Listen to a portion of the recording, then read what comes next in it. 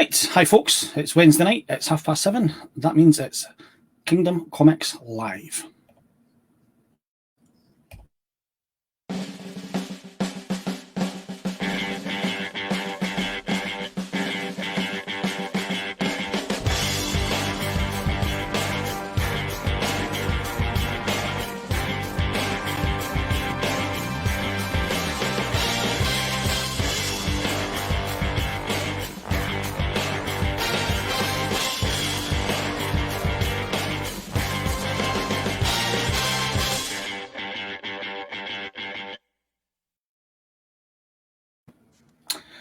Hi folks, 7:30 on a Wednesday again, and I'm going to bring in my guest this evening.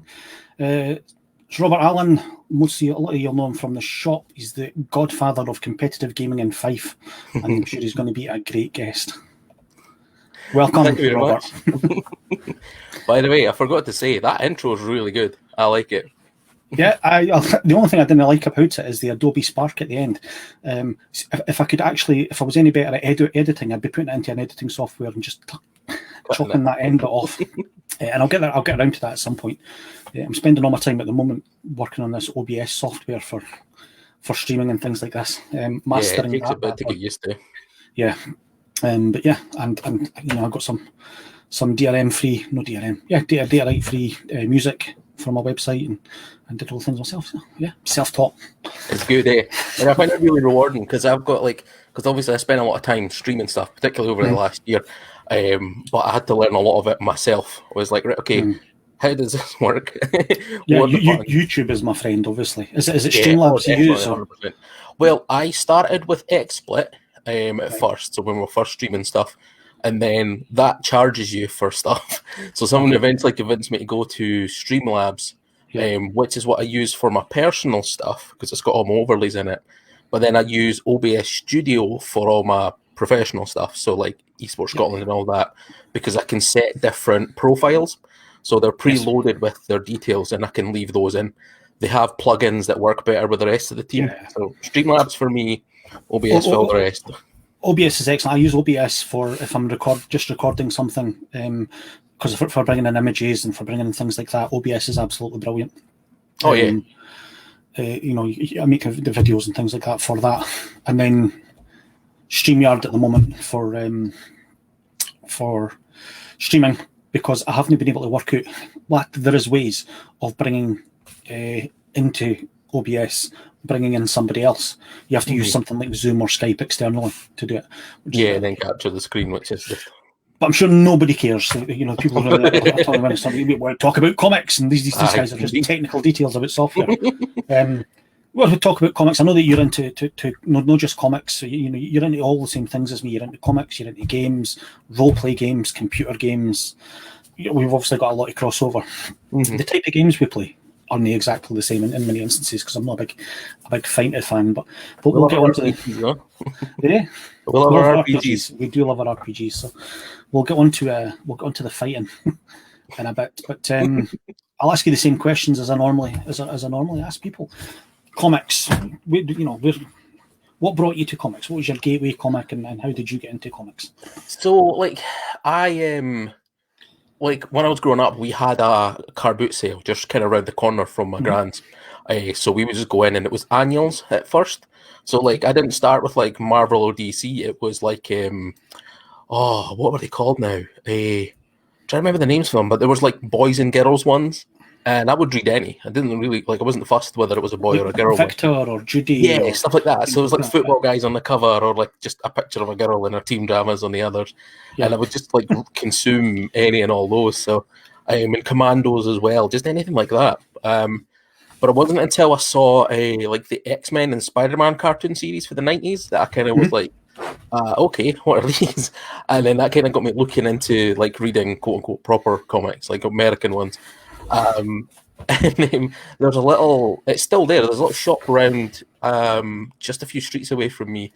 Not if you're local to me, not the little corner shop, but a little further away down by the school. And they used to have a random assortment of American comics. The Bunty, the Bunty was one of them for sure. John comes on and mentions the Bunty every single week. Every week. It's 7:35, honey. Hold up, I need to go post about the Bunty.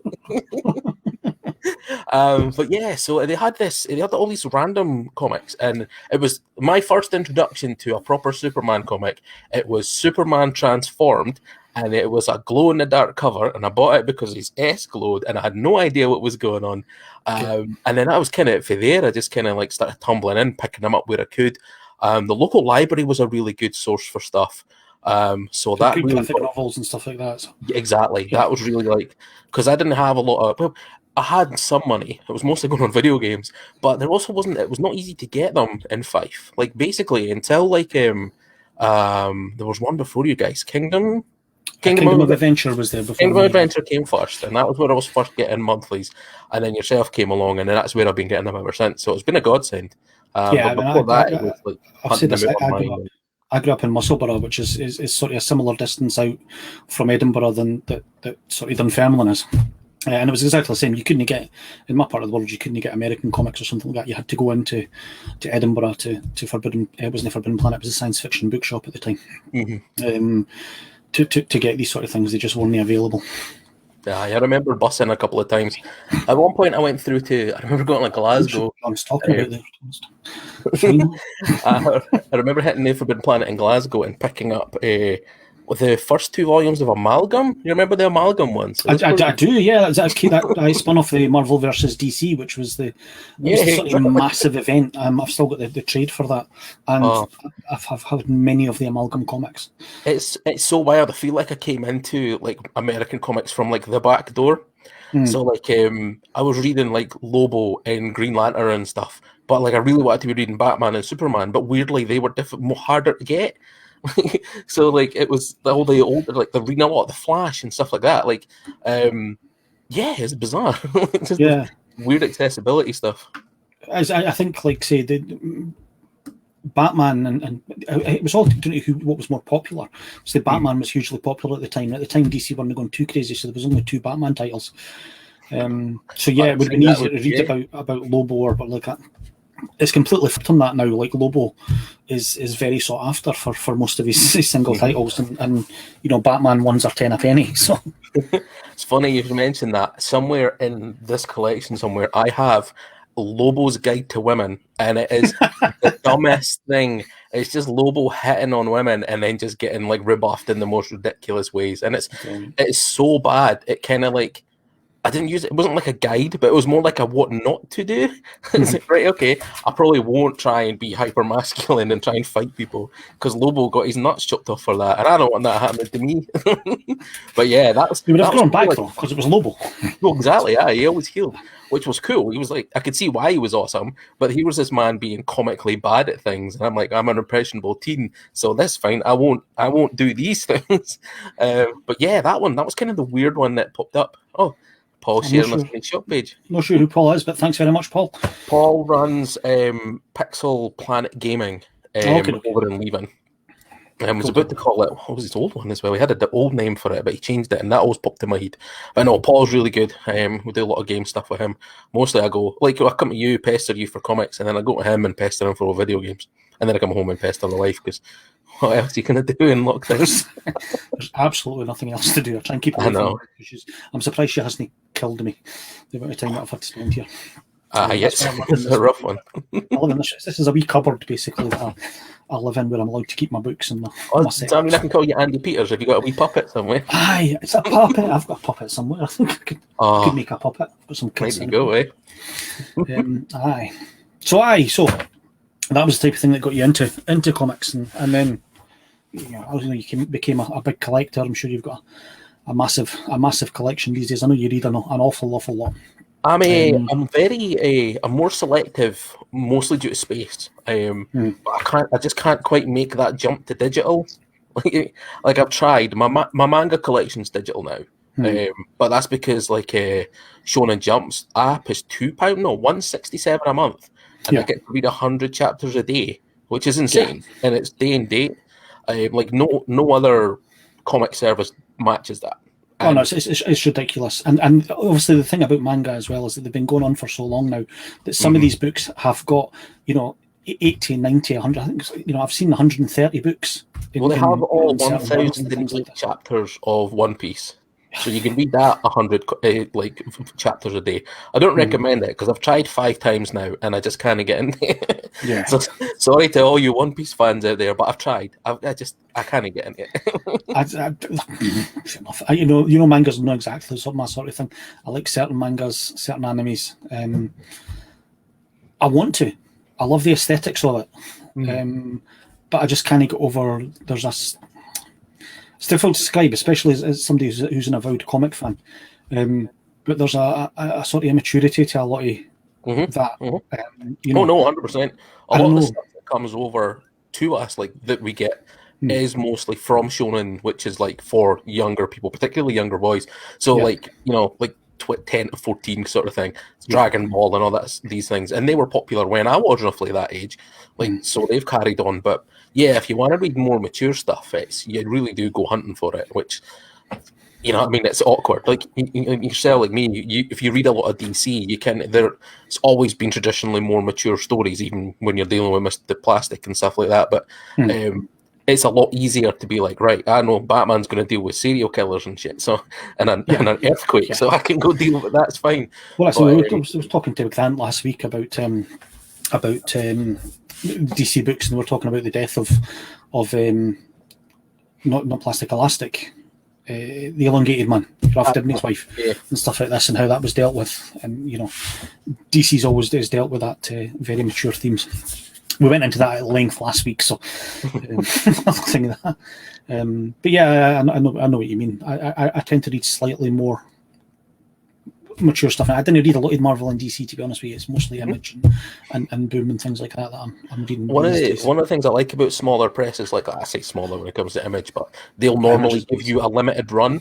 And as much as I'm happy, I mean, I've been collecting Superman for like 10, probably more than that, about 10 or 11 years now.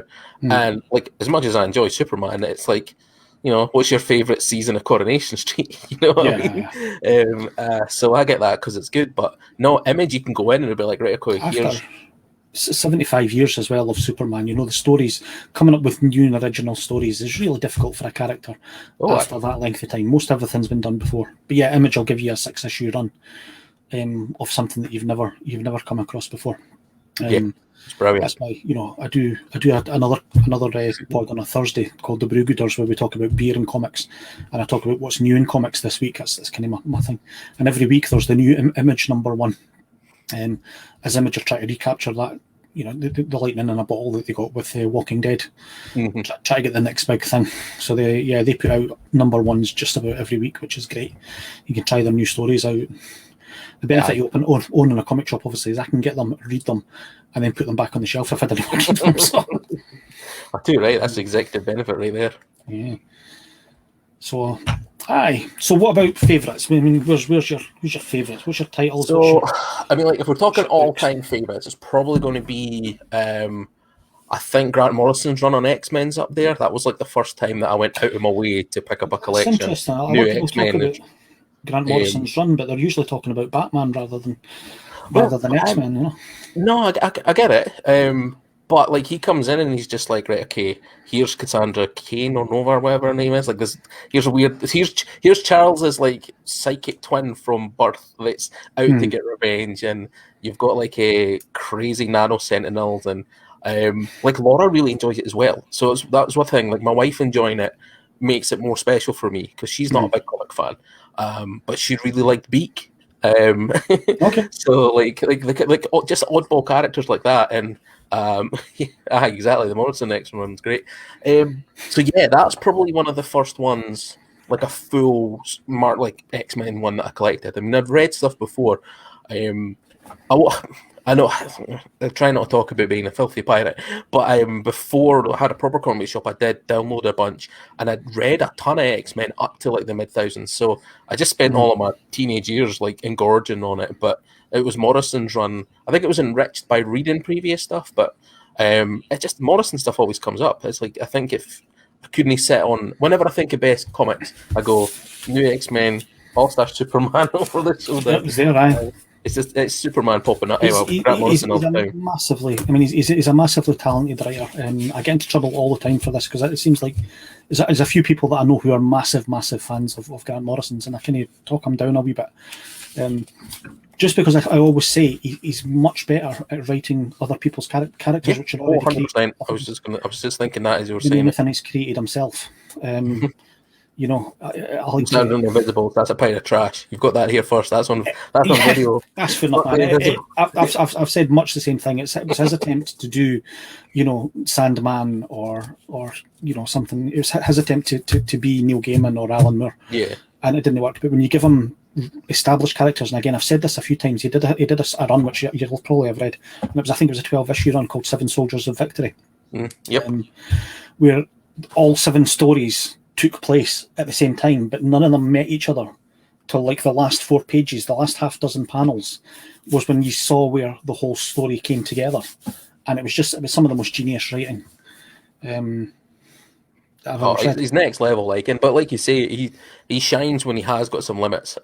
I was about to say Robert isn't even going to be able to resist saying that. Of course I'm not. If somebody goes to me, why do you love Superman? I'm like, All-Star Superman, 100%. And then I waffle on about it and just keep people abuse about why it's the best comic. But like, I don't judge. At the end of the day, it's a great comic. I mean, it's established sort of the mortality of Superman, where he was going to die, and you know, he'd taken too much thingy and stuff like this. It was a great run, and it was Frank Quitely was the artist, wasn't it? Frank Quitely art on it was absolutely brilliant. I didn't used to like Quitely art. It sounds really weird to say, but like I just wasn't for fanfic for a long time, and then just a switch flipped one day, and I think I just was like, you know what, actually, this is good. It's probably because of that X-Men run, because that's Quitely as well. So I just kind of like randomly matured and went, actually, no, I can appreciate something that isn't just 4 block colours. But yeah, no, Quitely and Morrison are a great combination. See, Morrison's back for new Superman stuff as well. I actually meant to message you about that, so I'll hate to get that one order. I think this is Sean's comment on Grant's X-Men run. Sean hates the Asda run. Sean, well done, man. And Kevin likes your CRTs. Oh, yeah, I don't even mean to have them in the background. They're just there because I was testing some builds. There's a pile of Wii's there as well that I'm using for building a Mario Kart LAN at some point. But I've lost a couple of AV cables, so I think they're in the attic somewhere. Or I'll probably give them to Ralph. So, Ralph, if you're watching, give me my goddamn AV cables back, please. But yeah, absolutely love it. So, also Grant Morrison's running X-Men. And that's anything Grant Morrison, basically. Anything else? Pretty much, yeah. I mean, it was that, the Superman. There was something else in the tip of my tongue there. But pretty much, if it's Grant Morrison related, I've probably read and enjoyed it. Saying that, there's other newer things like I really like Justin Jordan. He wrote the Strange Talent of Luther Strode, which is a weird one that I got absolutely hooked on because of the absolutely brilliant uber violence in it. Tradmure art as well, hyperkinetic, so it's all over the place. It's almost manga-esque. Well, I was going to say that it looked like it was very influenced by manga sort of style, by JoJo's Bizarre Adventure or something like that. It felt like that sort of thing. You can really it's funny because I read that before I read JoJo's, so now that when you see later parts of that and then compare it back, you suddenly see all the references and through Western media that have been like, yeah, that's pretty manga, and I'm going to pay attention to that. For me, the thing was that one was I'm going to forget the one that I was thinking, but I was watching an anime. What's it? I forget the name of the anime now. This is the worst story ever. But basically, I was looking at it, I was thinking, this is Firefly. This is very, very similar to Firefly. The guy had a ship, and there was like the same sort of cowboy ding ding ding ding sort of style music going on in the background. It literally wasn't Cowboy Bebop, was it? It possibly was Cowboy Bebop. That's the one I think. Cowboy Bebop, I think, was before. Well, I remember thinking Firefly, this was so based on Firefly, and then having a look into it and realising it was out a few years before. But yeah, obviously Western and Eastern sort of cultures are borrowing heavily from each other. Oh yeah, I think he who must not be named. There's a certain character who's it's illegal even to name him in the shop, let alone bring him up in conversation. But he was a blatant rip-off, a blatant a reaction to Superman and try to recreate Superman within the sort of the Japanese sort of culture. So yeah, nobody name him. Even in the comments, I'll not get talked about. The number of people I've got, who do you think would have been in a fight with that? Get If you don't have it yet, you should get it as a sign, just like, you point to the sign and it's like, and they talking about this fight. Yeah. I every time, whenever I try to avoid it, but somebody will be like, "Oh, Robert, who won a fight between the Incredible Hulk and Superman?" Because they're like my two favorite characters, and I'll be like, "I'm not getting into this." But like 10 years ago, I'd be like, "Right, are you ready?" And I sit down, and I've got like, "Here's power charts," and then what Hulk are we talking about? Is Superman beating the sun? You talked about the amalgam comics there earlier on. It was done. It was done in DC versus Marvel. I didn't agree with everything. You've got definitive proof there. Definitive proof was there. I didn't agree with most of them because if you've read that comic, but there was some absolute bull bleep going on when Thor beat Captain Marvel. Right, just absolute crap. Must have done it. The one that got me was Batman beat Captain America.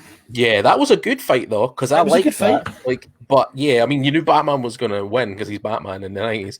But Lobo versus Wolverine was a big disappointment because I thought it'd be so cool to have the whole fight out of shot and just have swear words. Yeah, like, oh Jesus! It's like they knew that Wolverine was going to win right away, but they had to do it, and they're like, "Well, we're not going to give you this." Superboy losing to Spider-Man. That's a weird matchup as well, but that was a completely it was Wonder Woman versus Storm again was another one, and it was just completely you just knew from the start Wonder Woman was going to beat that. DC should have won most of those fights apart from Batman. I think it was Silver Surfer versus Green Lantern, which would have been an interesting one as well. Yeah, that would have been cool. Because Flash Quicksilver was a non-event. It was just non-event. Just running about. I think. What was it? Aquaman and Namor fought, and I think Aquaman dropped a whale on him.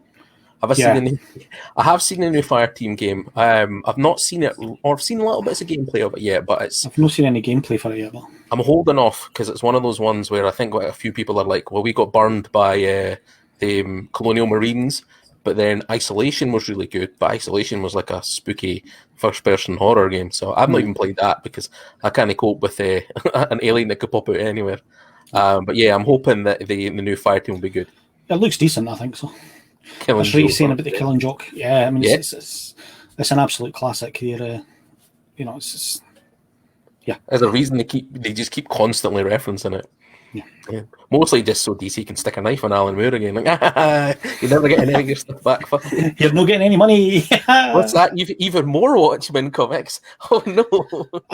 I that's one that I particularly love because Alan Moore, he gets so uptight because they're obviously using his Watchmen characters, and obviously thinks that's an injustice or something like that. The fact is, every character he was using was an old Charlton or Fawcett character from the 1940s. He had to change their names because Marvel said there was a possibility they were going to use the characters at a later date, Marvel, DC even. And they did, because I mean Rorschach's basically the Question, and then they eventually brought the Question back into the sort of DC mainstream media. And Dr. Manhattan was God, what was his name? The Atom, the Mighty Atom. Yeah. Atomic Man, something like that. Got another wee comment from Jack. The abject failure of the Avengers game. Which heroes would you like to see give it a go next? Is that not improving? It's not a game that I've played, Jack. So I played the demo of it, which was enough to kind of put me off because I'm kind of burning out on live service anyway. I like the story to it, like cool. I love the focus on Kamala. Because I always thought she was a really cool character, and leaning into her being a big fangirl, which is like you've ready-made way to introduce people to the other things. I thought it was daft being like, "Well, she's new," and introducing herself to everybody we know, like Hawkeye and Hulk and Iron Man, like Captain Am. There we go. That was the name of the character that I couldn't remember. Thanks, John. So I mean, if we're going to do it again, we've got the new Suicide Squad one coming. The Suicide Squad one, but I was also going to say Gotham Knights. Yeah, that got delayed as well. Did it? 2022. I mean, you're going to see that a lot this year. There's going to be a ton of games between June and December this year, but yeah. I wouldn't mind a return to the X-Men Legends games that they had on like Xbox and PS2 and stuff. But I mean, these were just fighting games, though, weren't they? No, those were X-Men versus Capcom. like that. Well, yeah. I mean, obviously, I want more Marvel vs. Capcom games, or accurately, I want the old ones back because you can. It's weird. You can get them in an arcade machine from Arcade 1-Up, but you can't buy the games again, even though they were made digitally like last 2 gens ago. But stupid license and stuff there. So yeah, hashtag bring back Marvel vs. Capcom 2. So I can run it on machines. It recently worked with Scott Pilgrim, because Scott Pilgrim was the same. Yeah, it was on for a very long time, and they managed I to saw sort that's out going their back to the details. cinema as well. 10th anniversary Is it? selected viewings in the US. Excellent. So yeah, go watch that. I remember going to the cinema with Laura to see that. I think I want to say it was Laura. Did it? I liked it a lot. It was that 3 or 4 month period where people thought Michael Cera was going to be a big enough star. I know to carry movies, and he was in Scott Pilgrim, and then I think he was in one where he was like a caveman, Jack Black, and things like this. Oh, 1 million BC or something. Something like that. And he was going to be massive, and then people went, "Hang on, he's not a leading man, is he?" You know what, right? This is my weird hot take on that, right? But there was all these up and coming actors like him, Shia LaBeouf, for example. But they made the mistake of trying to hand over the indie franchise to Shia LaBeouf with Crystal Skull, and that ruined it for everyone because everybody saw these people as like, oh, they're going to be, taking the torch, and that never works. Like Harrison Ford's never not going to be. I mean, they're still doing like freaking Indiana Jones. Listen, this is an absolute problem, and they're making a new Indiana Jones movie, and we're supposed to get excited about it. And Harrison Ford is in his mid-70s. He's something like 73 now, and he's not going to be capable of being Indiana Jones. I think it's time. Let's pass it on to someone younger. Yeah. And I'm not going to, I'm not going to beat around the bush, because this is a name that whenever somebody says who should take over as this is the invariable name that I go to. But Karl Urban is hugely underused in everything. Like he should be the next Indiana Jones. He should be, he should be out there doing everything, and he's not used enough. 100%. Did you ever see that Almost Human TV show? It was like the body cop with a robot. Yeah, perfect. Cancelled after one season again, but yeah, it was getting close to what sort of a cyberpunky sort of thing here. Sean's, we've been talking about this for the last few weeks. Sean's finally watched all The Expanse. Oh, what a show! I'm well on record as saying I think The Expanse is the best science fiction TV show ever made. You can take your Star Wars shows, The Mandalorian, etc., all your X-Men, your Star Trek shows.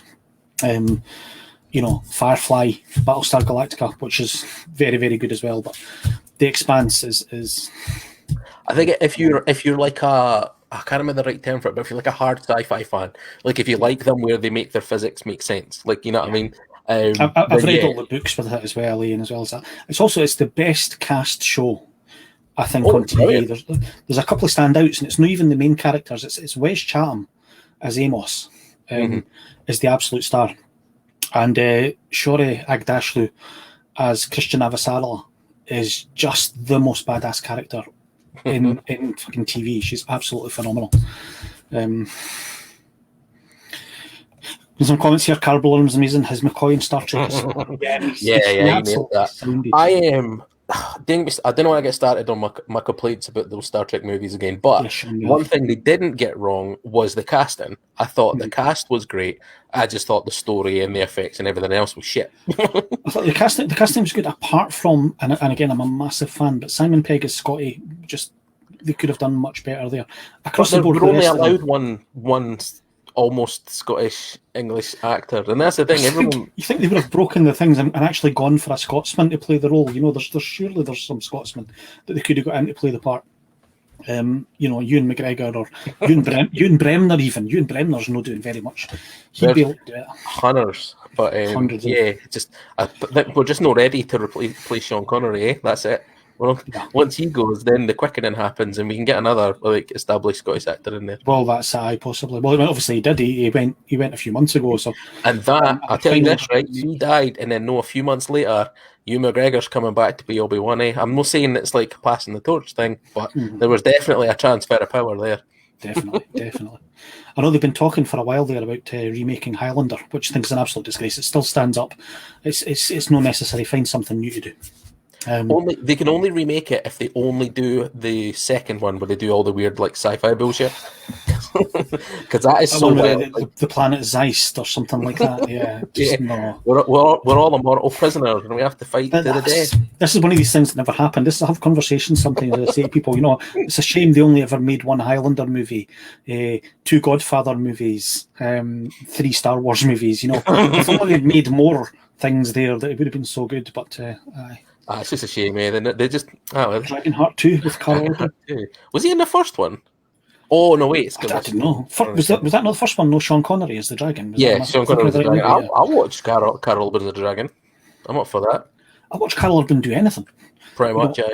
Obviously, he is apparently coming back for the Mega City 1 TV show. Really? That they're making, yeah. But he's not going to be the main character. He's going to be Dredd, but it's no based around Dredd. It's based around young judges that are just through judge school or something like that, and their first. Right. So it's kind of like Gotham PD style. So it's like a focus on the regulars. Focused on younger judges and different characters, so that the focus isn't all on Judge Dredd. And I think that could absolutely work. Right, totally.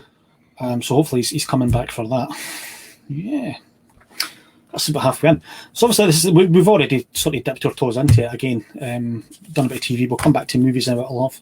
But I'm sure you want to talk about the other great love of your life, which is hot dogs, fighting games, hot dogs, hot dogs, and the Street Fighter movie. Indeed, yes, that is a staple. If you've suffered being a friend with me over the last 5 or 6 years, that actually started off as a joke at my work's expense.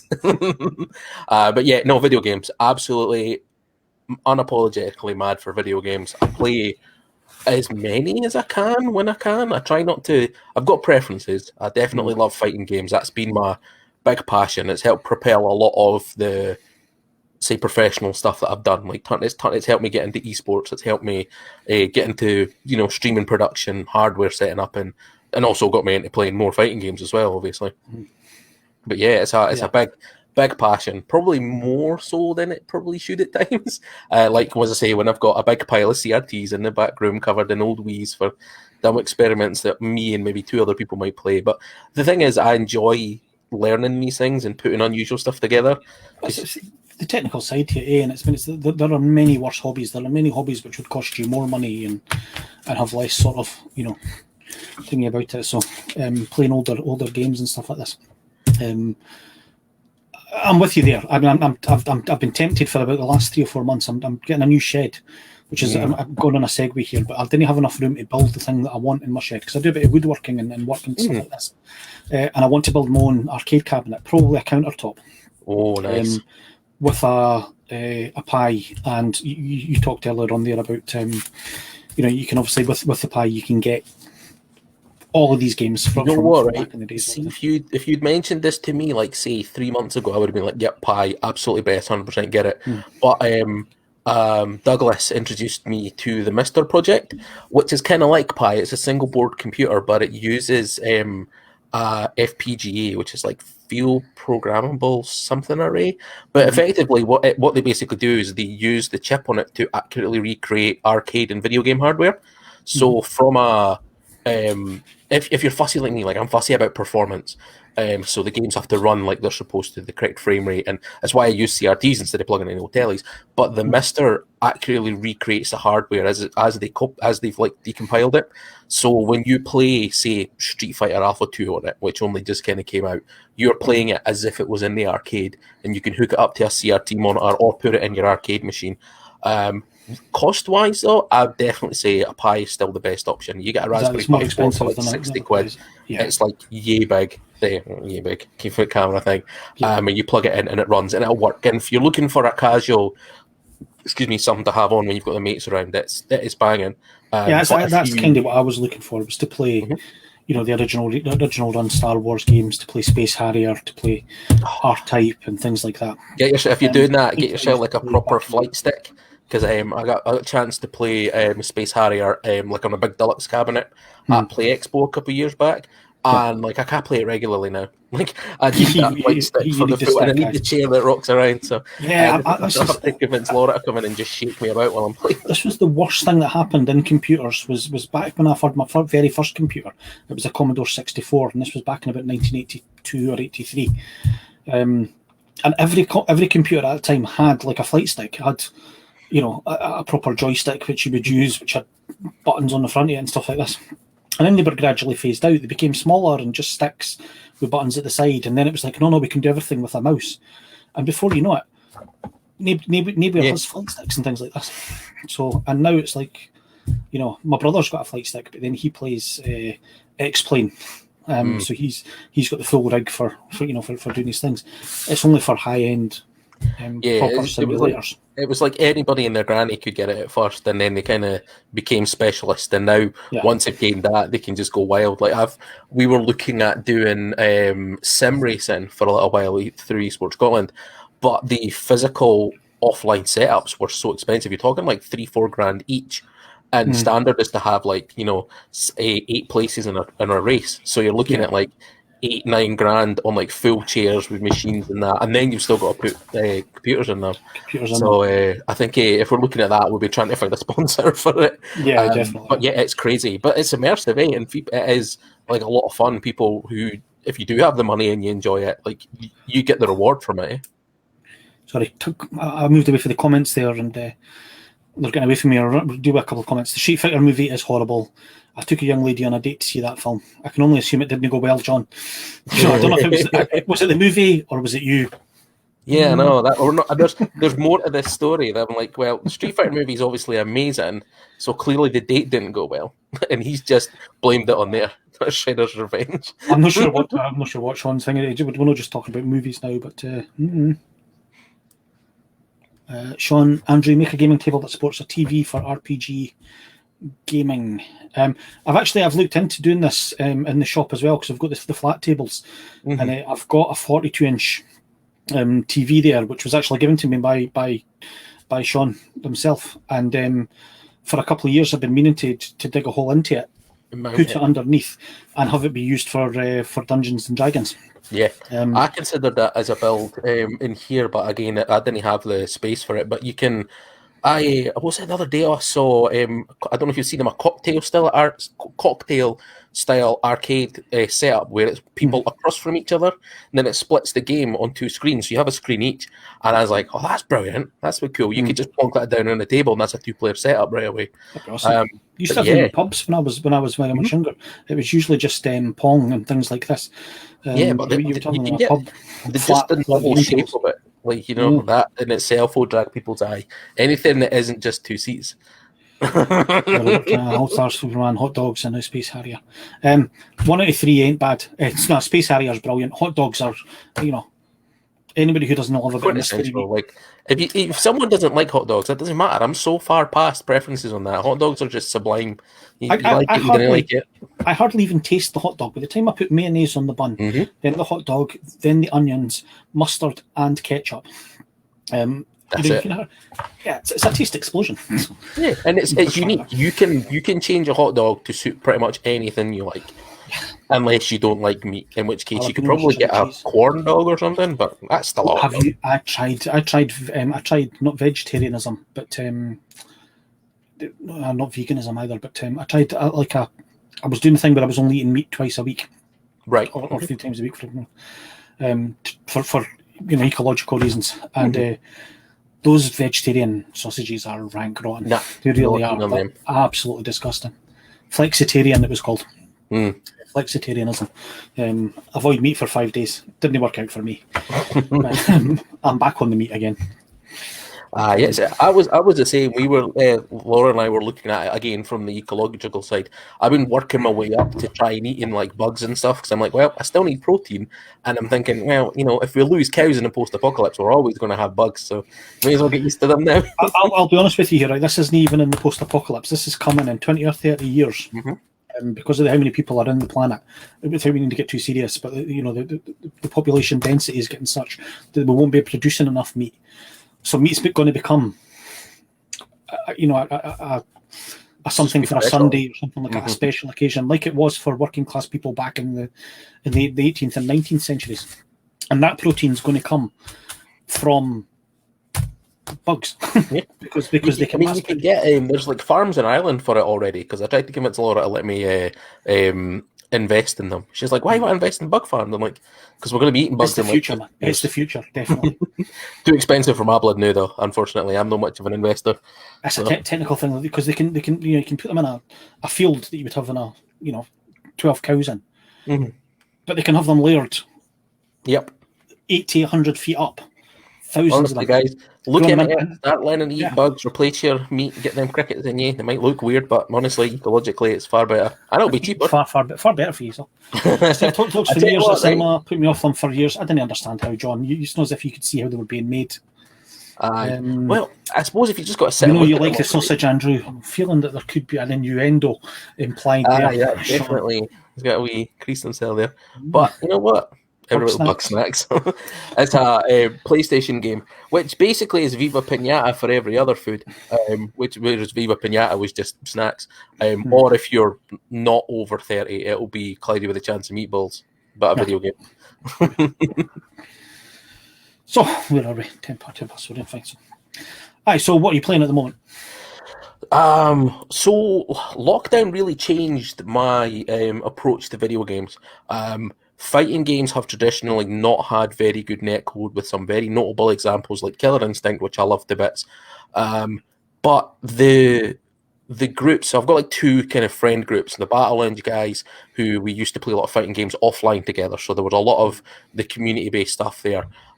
Which didn't really stick around because we all kind of went off and did our own things. The guys are all doing streaming and stuff, which is banging and brilliant.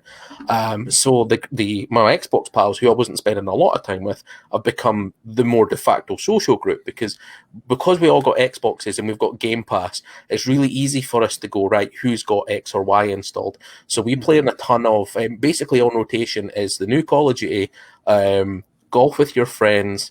And what's the other one we played? We're playing Hot Shot Racers for a while, but that's kind of like we're kind of floating around those, and I'm putting in way too much time into Fallout 76.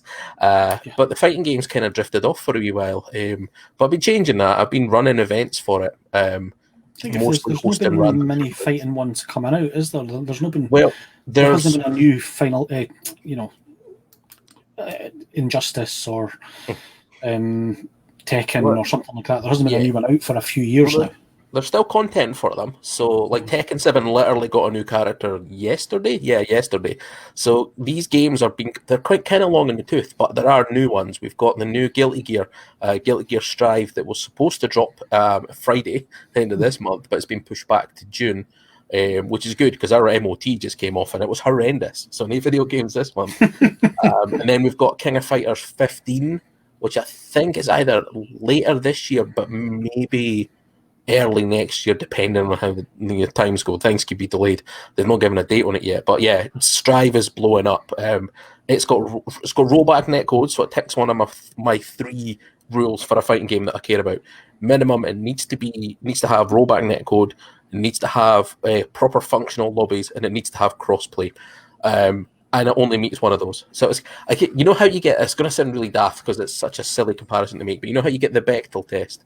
That I have that for fighting games. It's like you need to have these things. You need to have decent lobbies, you need to have working rollback, and you need to have crossplay. And hardly anyone does it. Well, right now, the best fighting game in the world is Power Rangers Battle for the Grid because you can play it on any platform. It's not horrendously expensive. Like you can get all the DLC. It goes on sale all the time. But it cross plays and its lobby system is really good. So like even the guys on the Xbox, and it's on Game Pass, so you can play it on 2 of the 5 platforms for nothing. You know what I mean? So that's really easy to get into. So I fell in love with that. Like it's really silly. I look at things differently because I run video games. So like with fighting games, I'm like, oh, this is a really good game. Sure. That's the minimum. I expect it to be a good game, but now I need it to be functional. So Strive is close to that. And it might get crossplay later, but literally one of my friends messaged me today and he's like, I'm getting Strive for PC, we'll get some games in. And I'm like, well, I'm buying it for PlayStation. So we can't because I'm no crossplay. But it's 2021. You know what I mean? Yeah. We should be able to crossplay all these games, and it frustrates me. As a rant, the guys in Battle Lounge have heard me go on many a times. But yeah, that and getting into shmups as well. That's been a weird one. Cool. I'm going to deal with something Sean's just said because I'm going to disagree with him. So, okay. 76, going back to what you said about Fallout 76 is brilliant, so misunderstood at the start. And I would say that it wasn't misunderstood at the start, it was missold at the start. It wasn't ready. Yeah, I understand that Fallout 76 now is a great game, in much the same way as when I first, I bought No Man's Sky at launch, and it was not the game that it is now. And Fallout 76 is the same. So, no, Sean, I'm not going to concede that it was misunderstood at the start. They sold you a bag of shit. It was rough as well. It ran really poorly. Like it's but weird it's getting there, and it's great that they've kept at it. It's good, because you wouldn't have any trust in the guys if they didn't keep at it. And we're expecting now the same from CD Projekt Red when it comes to Cyberpunk, to put everything right that's wrong in the console versions of that, and even the things that I think are wrong with the PC version. I'm hoping that these are all going to assist. So. No, I'm with you there. Like, I was surprised that I got into it, but honestly, I know it sounds really daft to say, but I tried it just before the boost mode came to Xbox, like to it on the Xbox, which, if you don't know, the Xbox Series consoles have a little bit of software for the backwards compatible games that can double their frame rate, which is just baked in. It doesn't run on all their games, but there's only a few select ones, and Fallout 4 and Fallout 76 are two that do. So playing 76 at 30 FPS was all right, okay, fair enough, and do it. And then it changed to 60, and it was like a whole new game. And suddenly I was like, the performance is there, the world is now explorable. Like, I can enjoy that. So I've ended up losing a few nights to it. But no, that game, I wouldn't have told anybody. The lack of NPCs at the beginning, so that you were only really, it felt like you were just, visiting a wee village, finding a robot, getting some quests, going and doing them. I liked what they wanted to do, which was like tell us like a story in absence, like that you're learning about things that used to be there, which I thought was interesting, but in reality it was boring. I think part of the problem was they made a massive mistake, and the one massive mistake they made was the player base.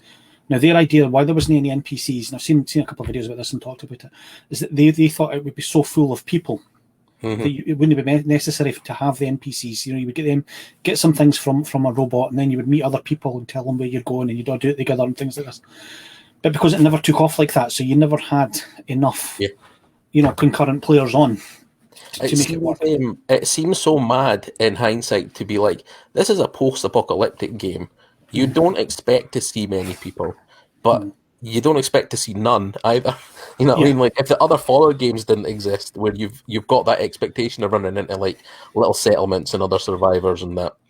But no, the only reason I'm playing it now is it's on Game Pass. Fundamentally, at the end of the day, I wouldn't drop the money for that game. It's included in Game Pass now, so I'll play it. And I picked up Game Pass. I'll get around to playing that. I picked up Game Pass primarily because I'd never gotten around to playing Dishonored 2. And that's same with Prey. What else is there? Mass Effect Andromeda. There's another one that I thoroughly enjoyed. Ran better on the Series X, but I wouldn't have touched that if it hadn't been coming to EA Play, because I'd heard bad things about it. But there it is, included in the package. I'm like, right, fine, I'll play it. And you know what? I didn't enjoy it. I put like 70 hours into that game because I was like working from home. So I was like, I just played it. That's massive. Like I said, I'll talk to it then about Cyberpunk. I completed that recently, in 44 hours. Yeah.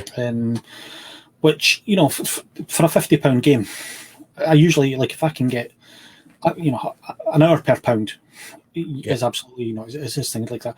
So I can try and think, even if I can get 30 hours out of a £50 game, I think I've done all right out of it. So I've done all right out of that game, and hopefully when DLC comes round, and they've fabled, a lot of that game is going to depend on how they do their online. If they make it like Red Dead or GTA, I think it'll be massively successful. If 100%, I can see you spending a lot of time in that world, but the only thing that puts me off of it is that your builds are so specific. How do you tune that so that it doesn't feel absolutely busted? Like, what's to stop me wandering around getting hacked constantly? That kind of thing. It would be more like a Red Dead type thing, where you played Red Dead 2, where you played the whole thing as Arthur, but then the online one, you've got to create a brand new character with no gear and things. You did that in GTA, so it would make sense. So that's kind of what I could see. come along. But then, yeah, if you get to have your own wee flat in that, you know, in Night City and work with other people and do heists and do jobs and, you know, work for the police and do things like this, that's I'm going to get another 100 hours into that easily, I think, at least. But we shall see. That was my full-time job for about 10 days, I think, from when I got it. I did almost nothing but so. We'll wait for it now. Well, so we'll go back to things like that. Movie news, TV news. There's been a lot of good news recently. What do you think of do you watch the shows? Do you watch the movies? I'm a little behind on stuff just now, mostly because I used to, when I was working nights, I had a lot more time to watch TV and stuff. So, like, I've got the latest seasons of Batwoman and so they've recast Kate Kane for season 2. Yeah, I know. I've not really seen it. I've not seen any of it, so I want to check it out. Because I thought, obviously, when they did away with her and brought in this new character, I thought they were, you know, that they were just putting a line under that character, but obviously not. They're going to bring her back, so that's interesting. Yeah. So I'm even caught up. So I basically got to the end of the show, and I was like, okay, waiting on that. I think it's not that I'm over it, but it sounds really daft to say, but the Avengers movies were like a watershed, and I was kind of like, right, I think I'm done. I think I feel saturated. I'm going to take a step back and just enjoy little bits of it. So, like, watching Doom Patrol was great. Watching, like, getting short form stuff. I'm doing the second series because I've got Stars Play now on my Amazon, so I'm doing second series of Doom Patrol now, and it's absolute batshit. It's absolute. I really leaned into it. It's so good. So I love that. What about just? I'm going to make an assumption here, but have you seen the Snyder Cut? Or of course, yeah. Yes. Immeasurably better than the original. Much. It was so much more. You could feel that the time I had to breathe, and it's something that I didn't expect to say, but I wish it was longer. I wish it was like a 8-hour TV miniseries, like The Mandalorian or something, where it could tell. Yeah. Because I just didn't get enough time with Flash and Cyborg. And I don't know if I really needed it, but like I wanted to know more about the stuff in the past. I wanted to know more, and it just kept leaving me wanting to know more, which is what, if you're going to start a franchise, that's the kind of, jumping off kind of point that you want. The same could be said of Aquaman, because Aquaman, the movie didn't come out till a couple of years after that. Yeah. So, we sort of knew more about Aquaman watching this because I've seen the Aquaman movie, but having not had the movie at the time, you didn't get a lot of why Arthur Curry was there or something like that.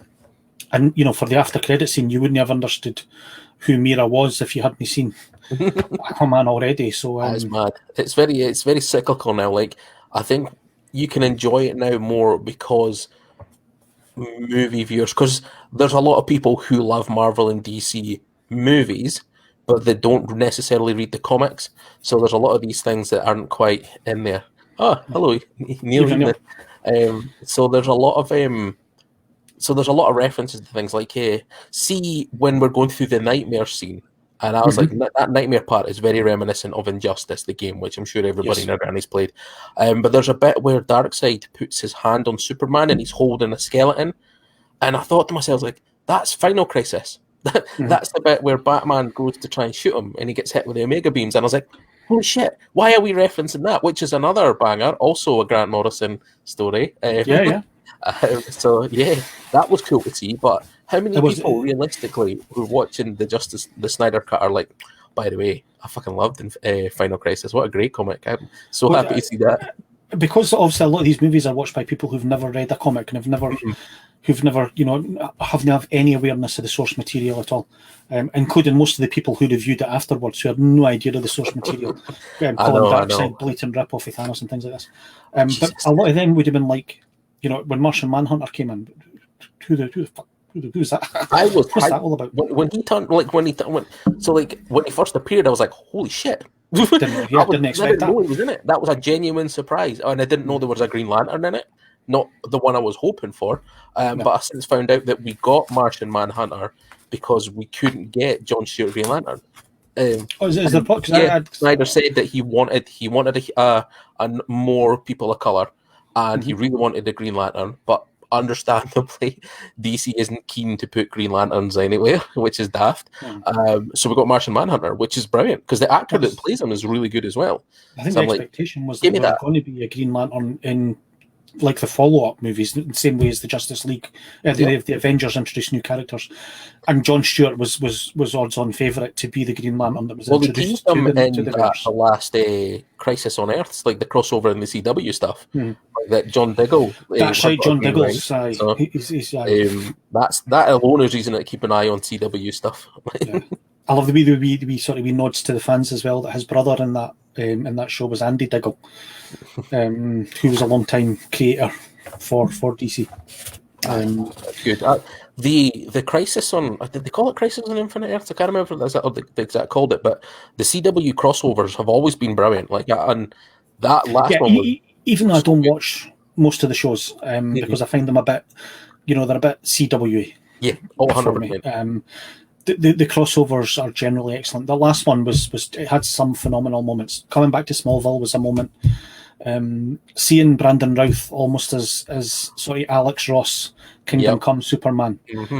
See when you see that scene for me made that whole thing, and that scene was the one that for me made me think, why is Tyler Hoechlin Superman? When you see him standing next to Brandon Routh, I know, and Routh's about 6 inches taller than him. And he just looks like Superman. In much the same way as I'll go back to what we were talking about, Doom Patrol, which is absolute batshit, and it's brilliant and it wheels into it.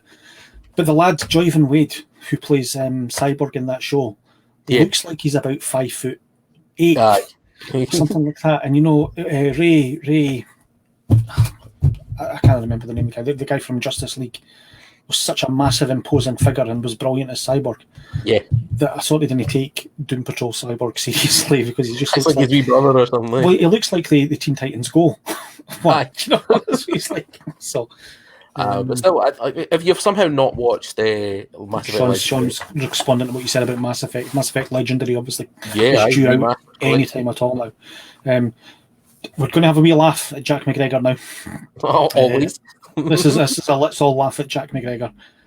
Dean Cain is the best. Superman. He's a wrong in. He's a wrong in that one. What universe is Dean Cain ever? Now here's the thing, right? I was younger in the 90s, so the New Adventures of Lois and Clark was absolutely banging for me. Like, I enjoyed the crap out of that show. Even at that, you must have seen the Christopher Reeve movies, and you must have thought to yourself, they were movies. I couldn't watch that week to week. Like you could go in and there's a whole new weird adventure where a really charming Superman is doing bizarre Superman things like flying to China for noodles for him and Lois, and Lois never figures it out. Never realizes it. It was a child of its time. I think it was 1990s. Exactly. It was very 90s. But oh no, Dean Cain is an absolute wrong end, and we didn't like him anyway. He got punted off of Supergirl because of I think he was saying, I can't remember if it was like anti-gay or something like that. He's up there with John Voight and Gina Carano. He's wrong in as well. Can't even enjoy Hercules because he's all like, Kevin Sorbo as well. Yeah, they're just these Trumpers. They're just all lives matter sort of. Dean Cain's in there, so everybody go watch Xena. Yeah, right. Xena is brilliant, and if you want to see a bit more of Xena, watch Spartacus because she's brilliant in that as well. For some reason, I thought you were going to say the Evil Dead show because she's banging in that, but she's also fantastic in Spartacus. But she's just fantastic. There was this massive, massive push to get her to replace Gina Carano in The Mandalorian. How good would she be? Jack's sort of backtracking now, saying he was making a joke. I didn't realize it was wrong. The joke. But that's fair. I mean, it's frustrating because like a lot of things that you can look back at a lot of things, particularly from the 90s, and be like, oh, I remember that fondly. But if you look at it with a critical eye for today, with modern sensibilities, you can be like, yeah, actually, that was a bit wonky. But then you get folk like Dean Cain who come and make an ass of themselves in 2020, and you're like, right, okay, well, fuck you. you have to separate the person, I think, sometimes from their beliefs and from things. I'm a long time massive fan of Frasier. Which I think is one of the finest comedies ever produced in America. It's yep. Big Bang Theory and things like that, and Friends are only fit to lace the shoes of the writing on Frasier. And Kelsey Grammer, who was also the Beast in X-Men movies, and he's been in great things. But Kelsey Grammer's also a horrible right-wing Trumpist. Rich people, you just can't trust them. You can't trust rich people. That's the thing. That's why I'll never be rich. That's it. It's on moral grounds that I have no money. That's the reason that I'm not rich. Spend all the money as I get it. So yeah, separate the person from from the art. Unless it's the lead singer of the Lost Prophets, you can't listen to the Lost Prophets anymore. I have to throw away all my CDs and stuff like this. I actually don't think I have a single Lost Prophets. No, I've got some junk in my attic. Like there's some bad Kerrang compilations from mid 2000s that have probably got the Lost Prophets on them. They'll have them on there definitely. Yeah. You just have to. You just can't do with them anymore. It just has to go the same way as Gary Glitter. Well, they get to be featured prominently in a major DC movie. Yeah. So, Xena and Hercules needs to come to Disney. I wasn't sure. I'm not sure who made Xena and Hercules, but yeah, I mean definitely Xena. Yeah, Xena definitely was sort of. Sometimes you get this thing where the spin-off is much better than the original show. Yeah. And I think Xena was like that to the extent that it was parodied. I don't know if you ever watched the show called Entourage. I know of it, but I never watched it. No, but there was the guy in it, Johnny Drama, who was basically Matt Dillon's brother. What a name! I know his name was Johnny Drama, was kind of nickname, but he was Matt Dillon's brother. Played him in the show, and in the show he was the older brother of the guy who was the movie star. Mm-hmm. So the character was based on Donnie Wahlberg, because it was sort of written and executive produced by Mark Wahlberg, and it was supposed to be about his life and his entourage. I'm getting away from the point here, but he was in one season of a show called Viking Wars or something like that, and then there was a spin-off of that show called The Raven Wars, and it was like a girl who'd been in the show, and it was spun off, and that show ran for 10 years, and his show ran for 1 year. And it was a blatant dig at Hercules and Xena at the time. But yeah, if they came back, I would probably watch them. There's so much now on streaming. Yeah, the new Disney add-ons has brought us Fringe, and I've got Stars Play now from Amazon, so I'm working my way through Justified at the moment. Justified, I enjoyed that. Which is it's a phenomenally good show. Timothy Fantastic. Yeah, indeed. Great guy. So I nearly pulled my earphones out there.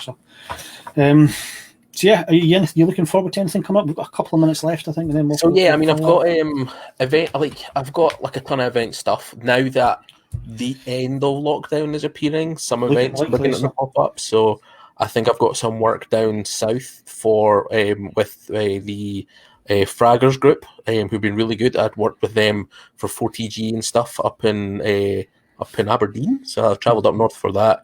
Esports Scotland has got a ton of good plans for them. Some I can talk about, some I can't.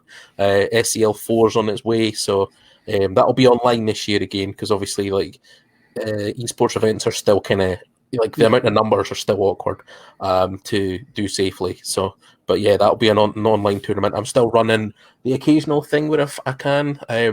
Battle Lines is probably going to come back, but I'm currently in the process of transitioning into doing online production.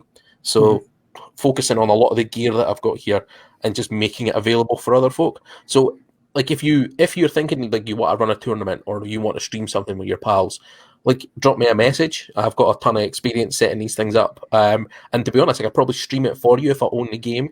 And then that way you can focus on playing, because you'll know yourself, trying to manage and stream things and then also commentate and all that can be a lot of work. So I've been learning kind of the backside of that is extending where I used to be making sure your cables were plugged in and your headsets worked. Now making sure your microphone's live and that your stream overlays fit properly. But it's all still cool. If you give me your contact details, this will be up on YouTube from tomorrow, and I'll make sure that all Robert's contact details. Twitter's probably the easiest place to get me just now, just at Bahamut084, mostly because I'm living on Twitter, because there's the quickest way I can read up on stupid stuff. So, cool. But there or Facebook is easier. But message me. I'll play anything. If I've got it, I'll play it. And if I don't, hopefully it's on Game Pass and I get it cheap. But yeah. Well, thanks very much for coming on, mate. Not at all. It's been Thank an you very much absolute for having me. blast chatting to you. We're going to do something a bit different next week, guys. We had a computer gaming guy on this week, so next week we're going to delve into the world of board games, and it's going to be a very good friend of the shop, Gavin. I'm going to say Gavin Scott, but I might be getting his name wrong. Gavin is going to be on with us next week, and then we're going to talk about he runs the Kirkcaldy Meeple Club. Oh yeah, and he's a neighbour. He's like 4 doors round that way. Is he? Well, there you go then. So you'll be able to go around and see him and bang on his door after the thing. So he's going to join us next week, and we're going to talk some games, maybe some comics. He's not a massive fan of comics, so we'll be a wee bit more different there. But should be fun again next week. Thanks everybody for watching. Thanks for all the comments. I think I managed to deal with all of them. And this will be available tomorrow on the YouTube channel, where there will be a question and a prize available. And we'll be back same time next week. See you then. Thanks again, guys. Cheers, guys. Bye. Bye.